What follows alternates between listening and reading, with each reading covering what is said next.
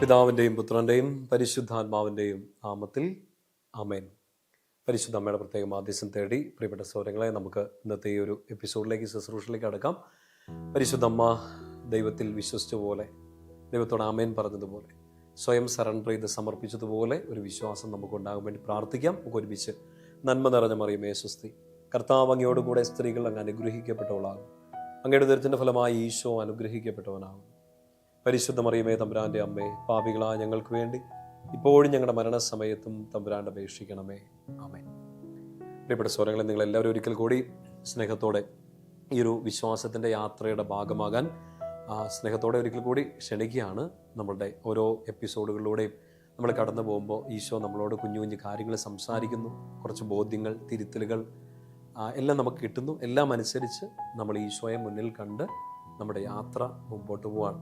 കർത്താവ് സഹായിക്കുന്നതനുസരിച്ചും പരിശുദ്ധാത്മാവ് പ്രചോദനം നൽകുന്നതനുസരിച്ചും പിതാവിൻ്റെ കാരുണ്യത്തിലും പരിശുദ്ധ ത്രിത്വത്തിൽ പൂർണ്ണമായിട്ട് ഡിപ്പെൻഡ് ചെയ്തുകൊണ്ട് നമുക്ക് ഈ ഒരു ശുശ്രൂഷ സ്നേഹത്തിൽ തുടരാം.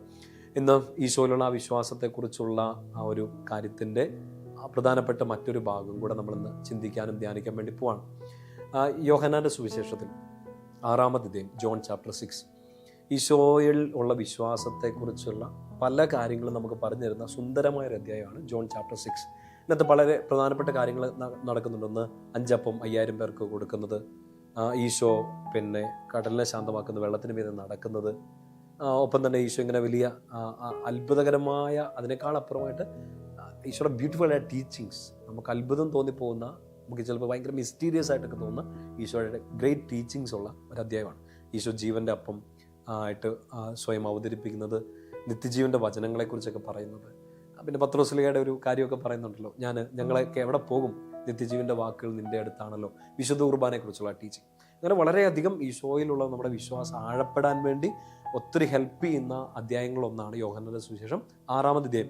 ഇതിനകത്ത് 1-2 കാര്യങ്ങൾ പ്രധാനപ്പെട്ട ഒന്ന് പറഞ്ഞ് നമുക്ക് ഇന്നത്തെ ഒരു കാര്യം മനസ്സിലാക്കാൻ സഹായിക്കുന്നത്. ഒന്ന് ഈ 6-ാം അധ്യായത്തിൽ വിശുദ്ധനൊന്ന് തുറന്നു വയ്ക്കാം. 6-ാം അധ്യായത്തിൻ്റെ ആദ്യത്തെ എപ്പിസോഡ് ഇങ്ങനെയാണ്. ഈശോ അപ്പം വർദ്ധിപ്പിക്കുന്നു. ഇപ്പോൾ വലിയൊരു പ്രസംഗം, ആ സിറ്റുവേഷൻ ഒക്കെ നമ്മൾ കാണുന്നുണ്ട്. ഇതിനകത്ത് ഒരു വ്യക്തിയുടെ വിശ്വാസം നമ്മൾ ശ്രദ്ധിക്കേണ്ടതുണ്ട്. ഫിലിപ്പോസ് ഇങ്ങനെ പറയുന്നുണ്ട്. ഫിലിപ്പോസിൻ്റെ ഒരു അന്വേഷണമൊക്കെ നടത്തിയിട്ട് പറയുന്നുണ്ട്, ഇവർക്ക് എല്ലാവർക്കും കൂടെ കൊടുക്കാൻ വേണ്ടി നമ്മുടെ ഈ കിട്ടത്തില്ല, തികയില്ല. ഉടനെ 8-ാമത്തെ വാക്യം, ശിഷ്യന്മാരിൽ ഒരുവനും ശിമോൻ പത്രോസിന്റെ സഹോദരനുമായ അന്ത്രയോസ് അവനോട് പറഞ്ഞു, 5 ബാർലിയപ്പോ 2 മീനും കൈവശമുള്ള ഒരു കുട്ടി ഇവിടെ ഉണ്ട്, എന്നാലും നമുക്കത് എന്തിനുണ്ട്? സെയിന്റ് പീറ്ററിന്റെ ബ്രദറാണ്, നമുക്കറിയാം, സെയിന്റ് ആൻഡ്രൂ, വിശുദ്ധ അന്ത്രയോസ്. ഇദ്ദേഹത്തിൻ്റെ ഒരു വിശ്വാസത്തിൻ്റെ ഒരു മേഖല നമ്മളവിടെ കാണുന്നില്ലേ? 5 അപ്പവും 2 മീനും ആണ് ഉള്ളത്, ഇതെന്നാ ഉണ്ട് എന്ന് അറിയുമ്പോഴും ചോദിക്കുമ്പോഴും ഇത് ഈശോയുടെ അടുത്തേക്ക് കൊണ്ട് അവതരിപ്പിക്കാൻ, ഈശോയുടെ കയ്യിലോട്ട് ഇത് കൊടുക്കാൻ വേണ്ടിയിട്ട് അന്ത്രയോസ് പുണ്യാളം കാണിക്കുന്ന ഒരു ഇനീഷ്യേറ്റീവ് ഉണ്ട്, ഒരു വിശ്വാസത്തിൻ്റെ ഒരു ചുവടുവയ്പ്പുണ്ട്. പത്രോസ്ലീഹയെ കുറിച്ചൊക്കെ നമ്മൾ ധ്യാനിക്കുന്നില്ലേ? പത്രോസ്ലീഹ ഈ കടലിലേക്ക് കാലെടുത്ത് വെക്കുന്ന ഒരു വിശ്വാസം. അപ്പം ഇങ്ങനെ ചിന്തകരൊക്കെ പറയുക, ഈ ആദ്യത്തെ കാലെടുത്ത് വെക്കുന്നതല്ല വിശ്വാസം. ആദ്യത്തെ കാലെടുത്ത് വെക്കാം, കാരണം അവിടെ ആരുണ്ട്? ഈശോയുണ്ട്. 2-ാമത്തെ കാല് വെക്കുക എന്നുള്ളതാണ് ഒരു നെക്സ്റ്റ് ലെവൽ ഓഫ് ഫെയ്ത്ത്. ആദ്യത്തെ കാലെടുത്ത് വെച്ചു, ഇനി എങ്ങാനും കാല് താന്നു പോയാൽ തിരിച്ച് വള്ളത്തിലോട്ട് കയറാം. ആദ്യത്തെ കാലെടുത്ത് വെച്ചു, മുങ്ങിപ്പോയാൽ ചിലപ്പോൾ ഈശോ കയ്യെ പിടിച്ചോളുമായിരിക്കും. ഇതൊക്കെ വിശ്വാസമാണ്, എളുപ്പമാണ്. പക്ഷേ 2-ാമത്തെ കാലുണ്ടല്ലോ, നിങ്ങൾക്കത് വിഷ്വലൈസ് ചെയ്യാൻ തോന്നുന്നു.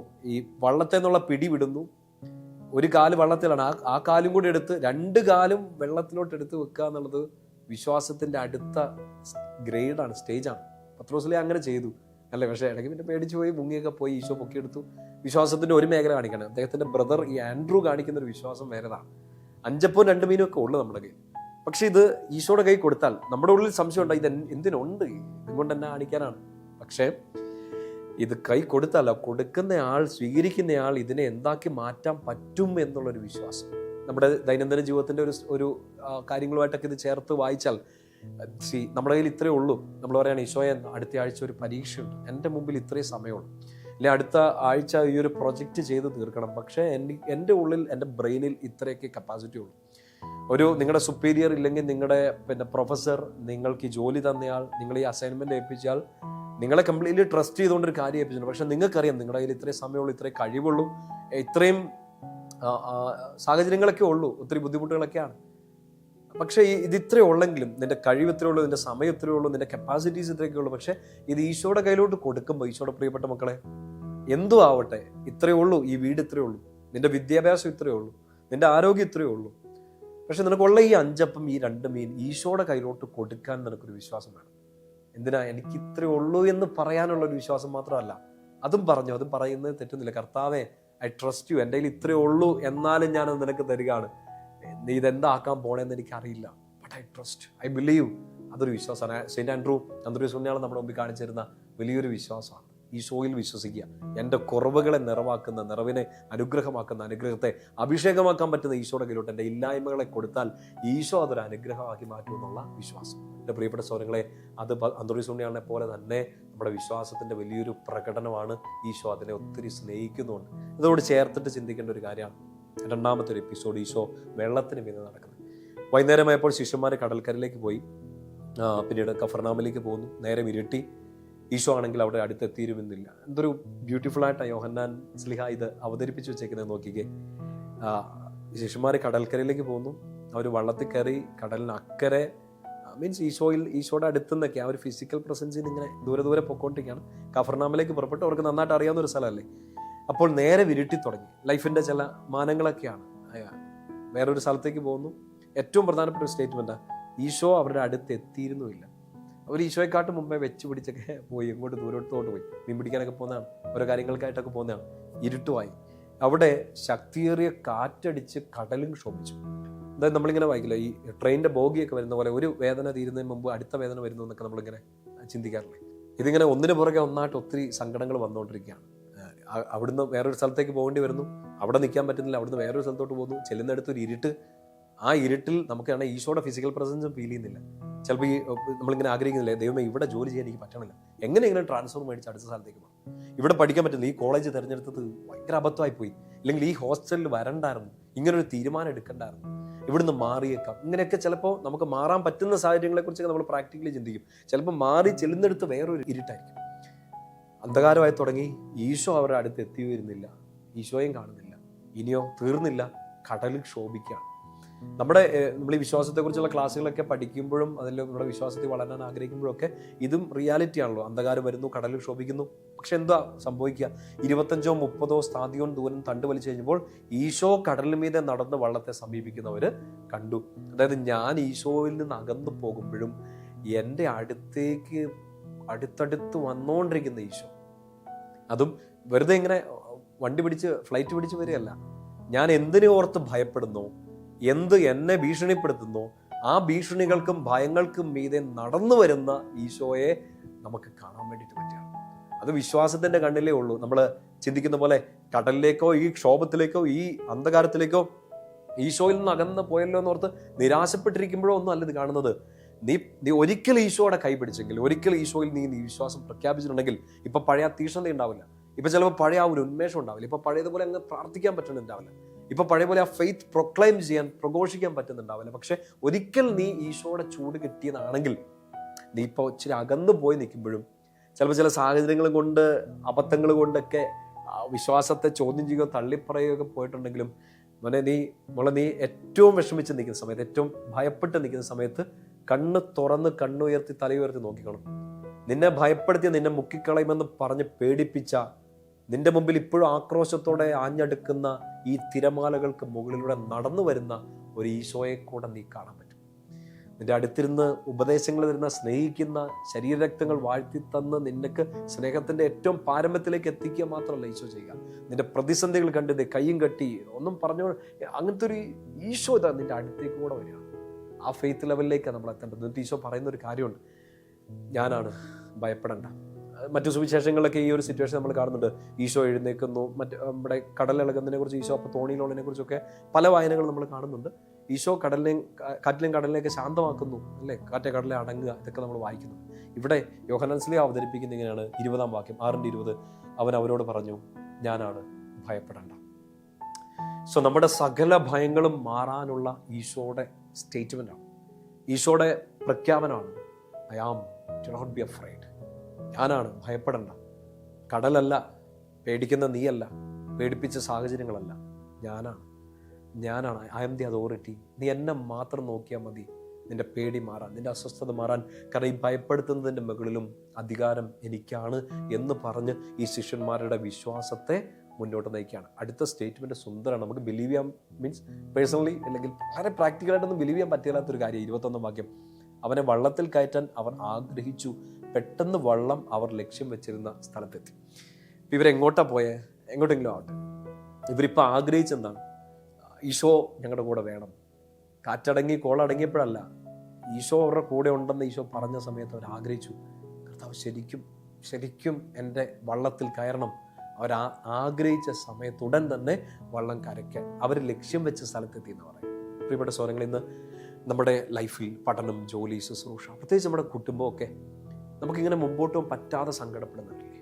നമ്മുടെ ദാരിദ്ര്യം കാരണം, നമ്മുടെ കടബാധ്യതകൾ കാരണം, ലോണുകൾ അടച്ചു തീർക്കാനുള്ളത്, ജപ്തി ഭീഷണികൾ, ചിലപ്പോൾ മക്കളുടെ പഠനത്തെക്കുറിച്ച് ഓർത്ത് മാതാപിതാക്കളെ സങ്കടപ്പെടുന്നത്, എന്തൊക്കെയൊക്കെയോ തരത്തിൽ നമ്മൾ ഈ ഇരുട്ടിൽ കുടുങ്ങിക്കിടക്കാണ്.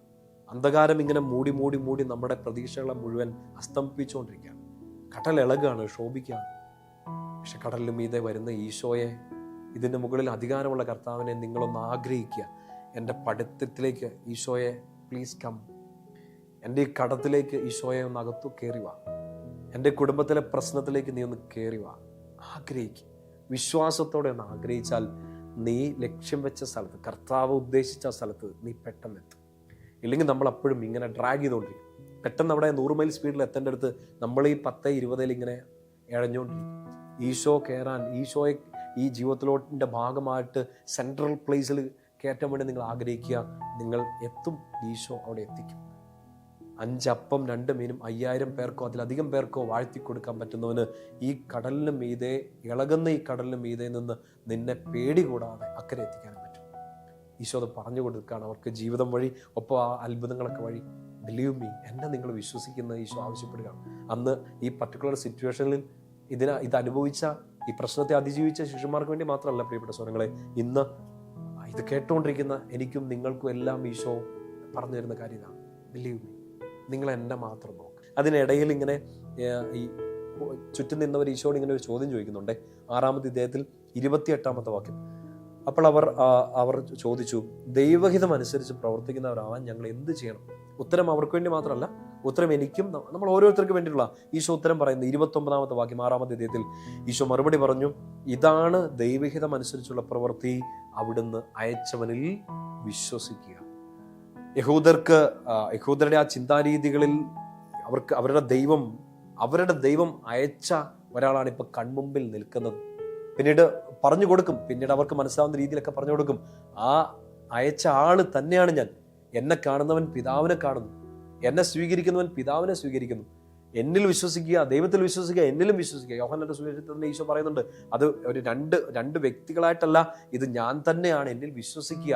എന്താണ് ദൈവഹിതം അനുസരിച്ചുള്ള പ്രവൃത്തി? ഒരു മനുഷ്യന് ഒരു ആത്മീയ ജീവിതം നയിക്കുന്നയാൾക്ക്, ഈ ഭൂമിയിലായിരിക്കുന്ന ഒരു വ്യക്തിക്ക് ദൈവഹിതം അനുസരിച്ച് പ്രവർത്തിക്കാൻ പറ്റുന്ന ഏറ്റവും നല്ല കാര്യം ഈശോയിൽ വിശ്വസിക്കും. അതുകൊണ്ടാണ് ഇങ്ങനൊരു സബ്ജക്റ്റ് തന്നെ നമുക്കിത് ചിന്തിക്കാനും പ്രാർത്ഥിക്കാനും ധ്യാനിക്കാനും പഠിക്കാനും ഒക്കെ ആയിട്ട് പരിശുദ്ധാത്മാവ് നമുക്ക് പ്രചോദനം തരുന്ന വെറുതെയാണോ എൻ്റെ പ്രിയപ്പെട്ട സഹോദരങ്ങളെ? നമ്മളൊരു സമയമൊക്കെ മാറ്റിവെച്ച് ഇതൊക്കെ ഇരുന്ന് പഠിക്കുകയും ധ്യാനിക്കുകയും നമ്മുടെ വിശ്വാസത്തെ വളരാൻ ആഗ്രഹിക്കുകയും ചെയ്യുന്ന എന്താണ്? ഒറ്റ കാര്യം, ഇതാണ് ദൈവഹിതം അനുസരിച്ചുള്ള പ്രവൃത്തി. ഈ വിശ്വാസം വളരുക, ഈശോയിൽ വിശ്വസിക്കുക എന്നുള്ളതാണ് നമുക്ക് ദൈവഹിതം അനുസരിച്ചുള്ള പ്രവൃത്തി തന്നെ. ഈശോ തന്നെ അത് സാക്ഷ്യപ്പെടുത്തുകയാണ്. ഓർത്ത് വയ്ക്കുകയും ഈശോയിൽ വിശ്വസിക്കുക എന്നൊക്കെ പറയുന്ന കാര്യങ്ങളുടെ പല മാനങ്ങൾ, പല ആംഗിളുകളിൽ നിന്നൊക്കെ നമ്മൾ ചിന്തിക്കുകയാണ്. ഇപ്പം നമ്മുടെ വിശ്വാസം നമ്മൾ പ്രഖ്യാപിക്കുന്നില്ലേ?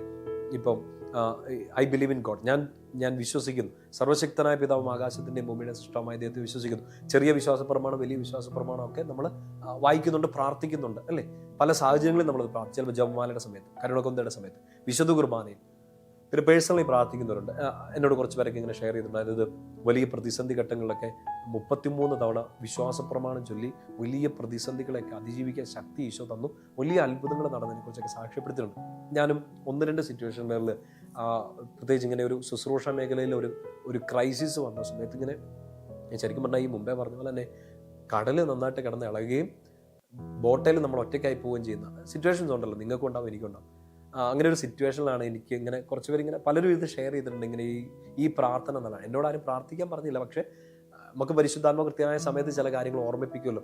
അങ്ങനെ ആ ഒരു സമയത്ത് 33 വിശ്വാസ പ്രമാണം പറഞ്ഞ് പ്രാർത്ഥിച്ച് പ്രിയപ്പെട്ട സഹോദരങ്ങളെ, ഒരു 1-2 ദിവസം എൻ്റെ ഓർമ്മയിൽ, ട്രസ്റ്റിംഗ് മൈ മെമ്മറി, 1-2 ദിവസങ്ങൾക്കുള്ളിൽ ആ പ്രശ്നത്തെ as if it never existed. ഇങ്ങനെ ഒരു പ്രശ്നം അവിടെ ഉണ്ടായിട്ടേ ഇല്ല എന്നുള്ള രീതിയിൽ ഈശോ അത് വലിയ അത്ഭുതമാക്കി മാറ്റും. അത്ര എടുത്തു പറയാനാണെങ്കിൽ ഓരോരുത്തർക്കും നിങ്ങൾക്കും ഉണ്ടാവും അങ്ങനെ ഈശോയിൽ വിശ്വസിക്കുന്നു എന്ന് പറഞ്ഞതിൻ്റെ ആ ഒരു കൃപ ഈശോ തന്നതാണ്. ഈ ഒരു പർട്ടിക്കുലർ സിറ്റുവേഷനിൽ ഈശോ അത് വലിയൊരു അത്ഭുതം പോലെയാണ് എൻ്റെ ജീവിതത്തിൽ ചെയ്തു തന്നത്. ഇപ്പം ഈ 33 തവണ പറയുക ഇതിൻ്റെ ഒന്നും അല്ല കേട്ടോ. നമ്മളിപ്പോൾ പറയുന്നത് ഈശോയിലുള്ള നമ്മുടെ വിശ്വാസത്തെക്കുറിച്ചാണ്. ഇപ്പം വിശ്വാസ പ്രമാണത്തിലെ പല പ്രമാണങ്ങളും എന്തൊക്കെയാണ് ബേസിക്കായിട്ട് നമ്മൾ പറയുക? ഒന്ന്, പിതാവായ ദൈവത്തിൽ വിശ്വസിക്കുന്നു, പരിശുദ്ധാത്മാവിൽ വിശ്വസിക്കുന്നു, വിശുദ്ധ കത്തോലിക്ക സഭയിൽ നമ്മൾ വിശ്വസിക്കുന്നു. വളരെ പ്രധാനമായിട്ടും ബാക്കി കാര്യങ്ങളൊക്കെ ഉണ്ട്, നമുക്കത് അറിയാം. പക്ഷേ ഈ ഒരു 3 കാര്യങ്ങളാണ് നമ്മൾ പ്രധാനമായിട്ട് വിശ്വസിക്കുന്നത്, ഏറ്റുപറയുന്നത്. ഒപ്പം തന്നെ ഈശോയുടെ പീഡാസഹന മരണ ഉദ്ധാനത്തെ നമ്മൾ ഏറ്റുപറയും. തീർന്നോ? ഇല്ല. ഈശോയുടെ 2ാം വരവിനെ കുറിച്ച് നമ്മൾ വിശ്വസിക്കുന്നതായിട്ട് ഏറ്റുപറയും. ഈ വിശ്വാസ പ്രമാണത്തിന്റെ എല്ലാ പ്രമാണങ്ങളും നമ്മൾ ഏറ്റുപറയുന്ന ഓരോ വിശ്വാസ പ്രമാണത്തിന്റെ ഓരോ സംഹിതകളും ബേസ് ചെയ്തിരിക്കുന്ന ആരിലാണ്? ഈശോയിലാണ്, അല്ലേ? പിതാവിൽ ഞാൻ വിശ്വസിക്കുന്നു എന്ന് പറയുമ്പോൾ ഈ പിതാവിനെ ഞാൻ എങ്ങനെയാ പരിചയപ്പെട്ടു? ഈ പിതാവിനെ കുറിച്ച് നമ്മൾ എങ്ങനെ അറിഞ്ഞേ? പുത്രൻ വെളിപ്പെടുത്തിയത് മാത്രമേ നമുക്ക് അറിയൂ, അല്ലേ? ഈശോ വെളിപ്പെടുത്തി തന്ന പിതാവിൽ ഞാൻ വിശ്വസിക്കുന്നു. പരിശുദ്ധാത്മാവിനെ കുറിച്ച് നമ്മൾ എങ്ങനെ മനസ്സിലാക്കി? ഞാൻ പിതാവിനോട് പറയുകയും പിതാവ് അയക്കുകയും ചെയ്യുന്ന പരിശുദ്ധാത്മാവ്, ഈശോ പ്രോമിസ് ചെയ്ത പരിശുദ്ധാത്മാവിലാണ് നമ്മൾ വിശ്വസിക്കുന്നത്. ഞാൻ കത്തോലിക്ക സഭയിൽ വിശ്വസിക്കുന്നു. ഏകവും സ്ലൈഹവും പവിത്രവും പരിശുദ്ധവുമായ സഭയിൽ വിശ്വസിക്കുന്നു. ഐക്യമുള്ള സഭയിൽ ഞാൻ വിശ്വസിക്കുന്നു. വിശുദ്ധരുടെ കൂട്ടായ്മയിൽ നിന്നുകൊണ്ട് തന്നെ സഭയിൽ വിശ്വസിക്കുന്നു. പുണ്യവന്മാരുടെ ഐക്യം, പിന്നെ മരിച്ചവരുടെ ഉദ്ധാനം, നിത്യമായ ജീവൻ, ഇതെല്ലാം നമ്മളിങ്ങനെ പറയുമ്പോഴും ഇതെല്ലാം പ്രോമിസ് ചെയ്തത് ആരാണ്? ഈ സഭ എന്താണ്? ഈശോയുടെ ശരീരമാണ്. ഈശോ വെളിപ്പെടുത്തിയ പിതാവിൽ വിശ്വസിക്കുന്നു, ഈശോ പ്രോമിസ് ചെയ്ത പരിശുദ്ധാത്മാവിൽ വിശ്വസിക്കുന്നു, ഈശോ സ്ഥാപിച്ച ഈശോയുടെ ശരീരമാകുന്ന സഭയുടെ വിശ്വാസങ്ങളിൽ അതിൻ്റെ ഭാഗമായിട്ട് ഞാൻ നിൽക്കുന്നു. ഒപ്പം തന്നെ ഈശോയുടെ പാഷൻ, ഡെത്ത് ആൻഡ് റിസറക്ഷൻ, ഈശോയുടെ പീഡാസഹന മരണ ഉദ്ധാനം ആരുടെ? ഈശോയുടെ. അപ്പൊ ഈശോ ഇല്ലെങ്കിൽ ശരിക്കും വിശ്വാസ പ്രമാണമില്ല. ഈശോ ഇല്ലെങ്കിൽ നമുക്കൊന്നും വിശ്വസിക്കാൻ പോലും ഇല്ല. 2ാം വരവിൽ ഞാൻ വിശ്വസിക്കുന്നു. ആരുടെ 2ാം വരവിൽ? ഈശോയുടെ 2ാം വരവിൽ. ഈശോയുടെ അധികാരത്തിൽ ഞാൻ വിശ്വസിക്കുന്നു. മഹത്വപൂർണ്ണമായി സിംഹാസനത്തിൽ അവിടെ ഇരിക്കുന്നു, ഞാൻ വിശ്വസിക്കുന്നു. എല്ലാം ഈശോ. നമ്മുടെ വിശ്വാസ പ്രമാണം എന്നാന്ന് ചോദിച്ചാൽ ഈശോ. I believe in Jesus. ഞാൻ ഈശോയിൽ വിശ്വസിക്കുന്നതാണ് എൻ്റെ മറ്റെല്ലാ വിശ്വാസങ്ങളുടെയും എൻ്റെ സഭയുടെ വിശ്വാസങ്ങളുടെയും കേന്ദ്രമായിട്ട് നിൽക്കുക. പ്രിയപ്പെട്ട സഹോദരങ്ങളെ, ഈശോയിൽ വിശ്വസിച്ചാൽ മാത്രമാണ് നമുക്ക് ബാക്കിയുള്ള മേഖലകളിലും കൂടെ വിശ്വാസം വർദ്ധിക്കുക. യോഹന്നാന്റെ സുവിശേഷത്തിൽ തന്നെ 6-ാം അധ്യായം 46-ാമത്തെ വാക്യം. അതായത് നമുക്ക് ദൈവത്തെ നന്നായിട്ട് മനസ്സിലാക്കാൻ, പരിശുദ്ധ ത്രിത്വത്തെ നന്നായിട്ട് മനസ്സിലാക്കണമെങ്കിൽ ആരുടെ സഹായം വേണം? ഈശോയുടെ വേണം. 6:46 ഇങ്ങനെയാണ്: ആരെങ്കിലും പിതാവിനെ കണ്ടിട്ടുണ്ട് എന്നല്ല അർത്ഥം, ദൈവത്തിൽ നിന്നുള്ളവൻ മാത്രമേ പിതാവിനെ കണ്ടിട്ടുള്ളൂ. അതായത് ഈശോയ്ക്ക് മാത്രമേ നമുക്ക് പിതാവിനെ വെളിപ്പെടുത്തി തരാൻ പറ്റുള്ളൂ. ദൈവത്തിന്റെ ആ പിതൃത്വത്തെ, ദ ഫാദർലിനെസ്, ആ അബ്ബ നേച്ചർ നമുക്ക് വെളിപ്പെടുത്തി തരാൻ ആർക്കേ പറ്റുള്ളൂ? പുത്രന് മാത്രമേ പറ്റുള്ളൂ. പുത്രൻ ഉള്ളത് കൊണ്ടാണ് നമ്മൾ പിതാവിനെ മനസ്സിലാക്കുന്നത്. അച്ഛൻ ഈ കാര്യങ്ങൾ പറയുമ്പോഴത്തേനും ഇത് കോംപ്ലിക്കേറ്റഡ് ആക്കരുത്. വചനത്തിന്റെ ബേസിൽ മാത്രം ചിന്തിച്ചു പോവുക.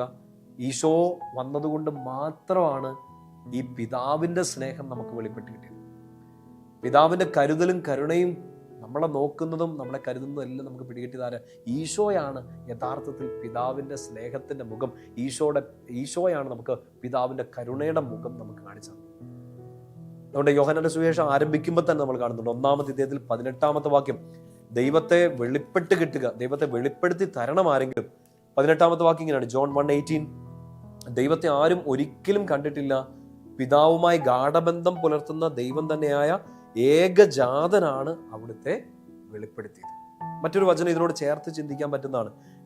മത്തായി സുവിശേഷം 11-ാം അധ്യായത്തിൽ അതിന്റെ 27-ാമത്തെ വാക്യം, മാത്യു 11:27. അവിടെ നമ്മളിങ്ങനെ വായിക്കുക, സർവവും എൻ്റെ പിതാവ് എന്നെ ഏൽപ്പിച്ചിരിക്കുന്നു, പിതാവല്ലാതെ മറ്റാരും പുത്രനെ അറിയുന്നില്ല, പുത്രൻ ആർക്ക് വെളിപ്പെടുത്തി കൊടുക്കാൻ മനസ്സാകുന്നോ അവനുമല്ലാതെ മറ്റാരും പിതാവിനെയും അറിയുന്നില്ല.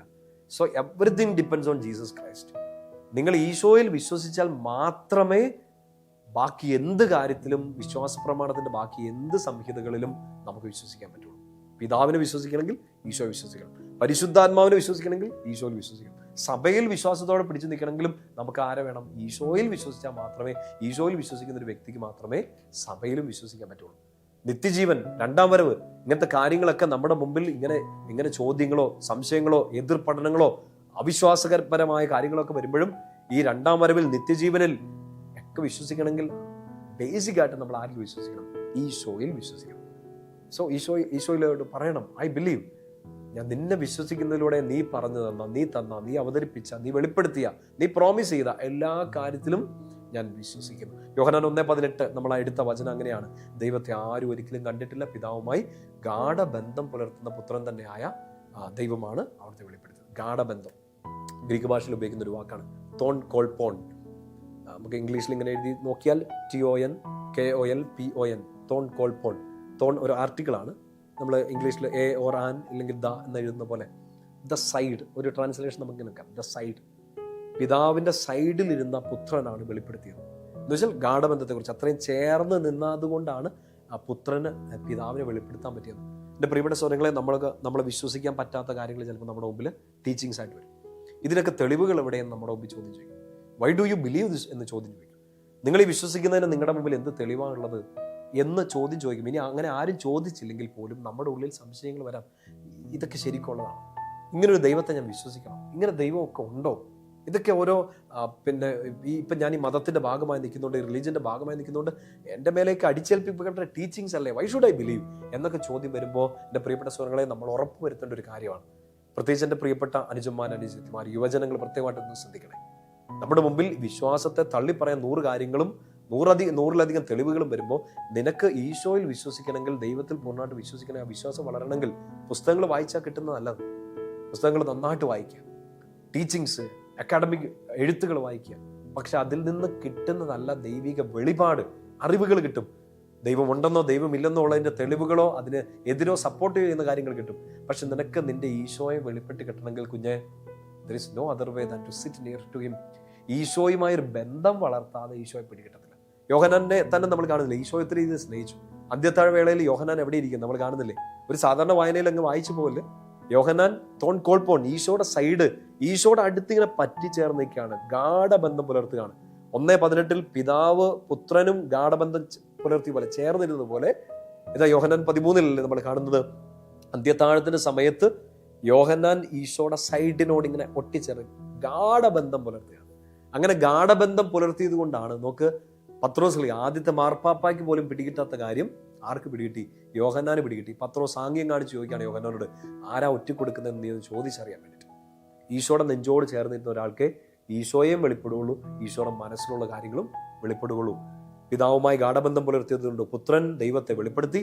യോഹന്നാൻ ഈ പുത്രനായ ദൈവത്തോട് ചേർന്നിരുന്നത് കൊണ്ട് സുവിശേഷങ്ങളിലൂടെ പുത്രനെ വെളിപ്പെടുത്തി, ദൈവത്തെ വെളിപ്പെടുത്തി. ഇനി അവിടെ തീർന്നില്ല. യോഹന്നാൻ സുവിശേഷത്തിൽ മാത്രമായിട്ട് നമ്മൾ സ്പെഷ്യലി കാണുന്ന ഒരു കാര്യമാണ്, ഈശോ മരിച്ചുയർത്തെഴുന്നേറ്റ് വന്നു കഴിയുമ്പോൾ ശിഷ്യന്മാരോട് പറയുന്ന ഒരു കാര്യമുണ്ട്, എൻ്റെ വശം കാണുക. പ്രത്യേകിച്ച് സംശയിച്ച് നിന്ന തോമാസ്ലിയോട് പറയുന്നുണ്ട്, എൻ്റെ കൈകളും പാർശ്വവും, സൈഡ്, തോൺ കോൾപോൺ കാണുക. മറ്റു സുവിശേഷം കാണുക, എൻ്റെ കൈകളും കാലുകളും കാണുക എന്ന് ഈശോ പറയുന്നു. യോഹന്നാന്റെ സുവിശേഷത്തിൽ പറയണം, എൻ്റെ കൈകളും എൻ്റെ വശവും എൻ്റെ പാർശ്വവും കാണുക. എന്നെ ശ്രദ്ധിച്ച യോഹന്നാന്റെ സുവിശേഷത്തിൽ മാത്രമേ ഉള്ളൂ ഈശോയുടെ ഈ വശം, തോൺ കോൾപോൺ, സൈഡ് കുത്തി തുറക്കുന്ന എപ്പിസോഡ് നമ്മൾ കാണുന്നുള്ളൂ. മറ്റു സുവിശേഷങ്ങൾ അത് ബൈപ്പാസ് ചെയ്തേക്കാം.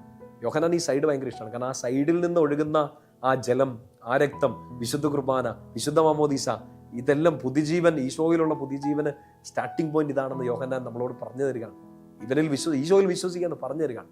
തോമാസ്ലിഹ വേറെ ഒന്നും നോക്കിയില്ല, എനിക്ക് കാണാൻ തെളിവ് വേണമെന്നൊക്കെ പറഞ്ഞ തോമാസ്ലിഹയാണ്. നമ്മളെ പോലെ എന്തിയ തെളിവ്, എവിടെ തെളിവ്, ഇനി ഞാൻ കണ്ടാലേ വിശ്വസിക്കുള്ളൂ, എവിടെ തെളിവ് എന്നൊക്കെ ചോദിച്ചുകൊണ്ടിരുന്ന തോമാസ്ലിഹയുടെ മുമ്പിൽ കൊടുത്ത തെളിവ് എന്നാണെന്നറിയോ? Thorn കോൾപോൺ, side. എന്റെ സൈഡിലോട്ട് നോക്ക്, നിന്റെ സൈഡിൽ ചേർന്നിരിക്കും, നീ എന്നോടൊരു ഗാഢബന്ധം പുലർത്ത്, വന്ന് നോക്കിക്കോളാം, തൊട്ട് നോക്കിക്കോളാൻ ഈശോ പറയുന്നുണ്ട്. പക്ഷെ തോമാസ്ലിഹ തൊടുന്നില്ല. വിശ്വാസം വളർന്നു, വിശ്വാസം പ്രഖ്യാപിച്ചു, എൻ്റെ കർത്താവേ, എൻ്റെ ദൈവമേ, my Lord and my God. പ്രിയപ്പെട്ട സ്വരങ്ങളെ, സംശയങ്ങളും ചോദ്യങ്ങളും ഒക്കെ നിൽക്കുമ്പം, വിശ്വാസത്തിനെതിരെ കാര്യങ്ങൾ നടക്കുമ്പോൾ നിങ്ങൾക്ക് ഈശോയിൽ വിശ്വസിക്കണമെങ്കിൽ ഒറ്റ കാര്യം, ഈശോയുമായി ഗാഢബന്ധത്തിലേക്ക് വരിക. ഗാഢബന്ധത്തിലേക്ക് വരുന്നത് അറിഞ്ഞാണ്, വിശ്വസിച്ചാണ്, സ്നേഹിച്ചാണ് ബന്ധം വളരുക. ആ ബന്ധം വളർന്നാൽ എനിക്കും നിനക്കും പ്രഖ്യാപിക്കാനുള്ള ഒറ്റ കാര്യമുള്ളൂ, ഏത് ജീവിത സാഹചര്യത്തിലും. ഇല്ലായ്മയുടെ 5 അപ്പത്തിൻ്റെ മുമ്പിലും, കോരിച്ചൊരിയുന്ന മഴയത്തും, ഇരമ്പിയാർക്കുന്ന തിരമാലകൾക്ക് മുമ്പിലും, നിനക്ക് ഒന്നും മനസ്സിലാവാത്ത ചില ടീച്ചിങ്ങുകളുടെ മുമ്പിലും നിനക്ക് പറയാനുള്ള ഇത്ര ഉണ്ടാവുള്ളൂ. ബന്ധമുള്ള ഒരാൾക്ക് പറയാൻ, എൻ്റെ കർത്താവേ, എൻ്റെ ദൈവമേ, my lord, my God. Thomas സ്ലിഹയെ പോലെ, യോഹന്നാൻ സ്ലിഹയെ പോലെ, അന്ത്രോസ് സ്ലിഹയെ പോലെ, പത്രോസ് സ്ലിഹയെ പോലെയൊക്കെ അങ്ങനെ ഈശോയുള്ള വിശ്വാസം പ്രഖ്യാപിക്കാൻ നമുക്ക് എല്ലാവർക്കും സാധിക്കട്ടെ. ഈ ശുശ്രൂഷ ഒരു അനുഗ്രഹമാക്കി മാറ്റാൻ പരിശുദ്ധാത്മാവിൻ്റെ വലിയ കൃപ നമ്മിലേക്ക് നിറയട്ടെ. കർത്താവിൻ്റെ അനുഗ്രഹം നമ്മളെ മുന്നോട്ട് നയിക്കട്ടെ. പിതാവിൻ്റെയും പുത്രൻ്റെയും പരിശുദ്ധാത്മാവിൻ്റെയും നാമത്തിൽ ആമേൻ.